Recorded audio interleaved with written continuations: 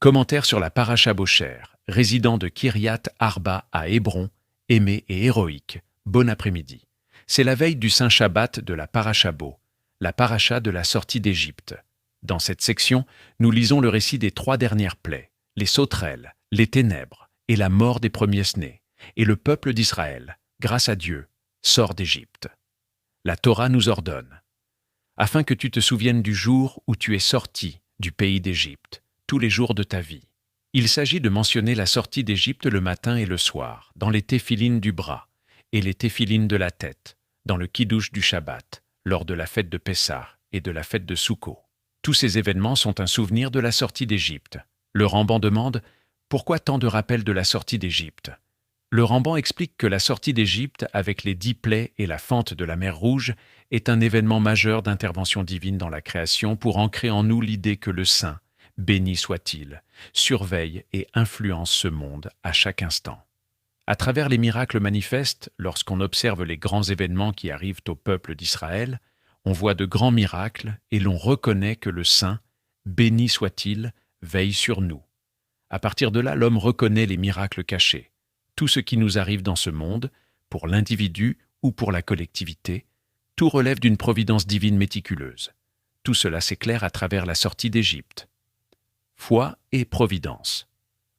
Le Ramban dit que lorsqu'un homme place une mezouza sur sa porte, il accomplit la mitzvah de la mezouza.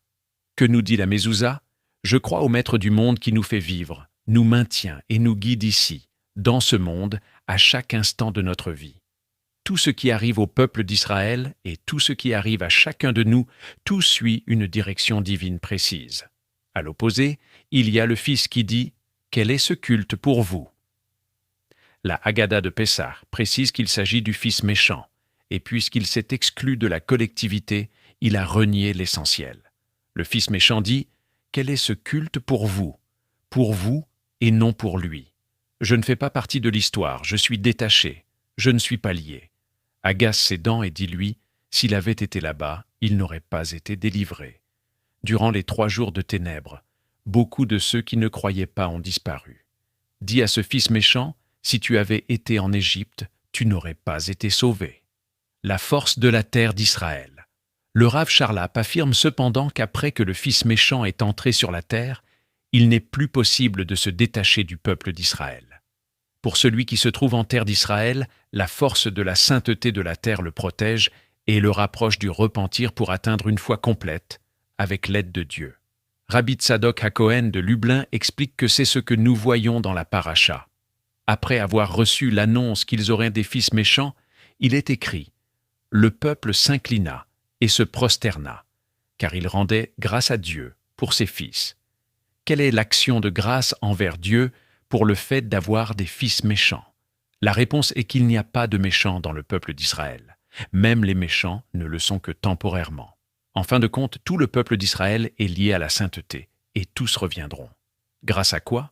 Par la force de la terre d'Israël. Puissions-nous mériter, avec l'aide de Dieu, une grande foi, et que se réalise pour nous ce qui est écrit chez le prophète. Comme au jour où tu sortis du pays d'Égypte, je lui ferai voir des merveilles.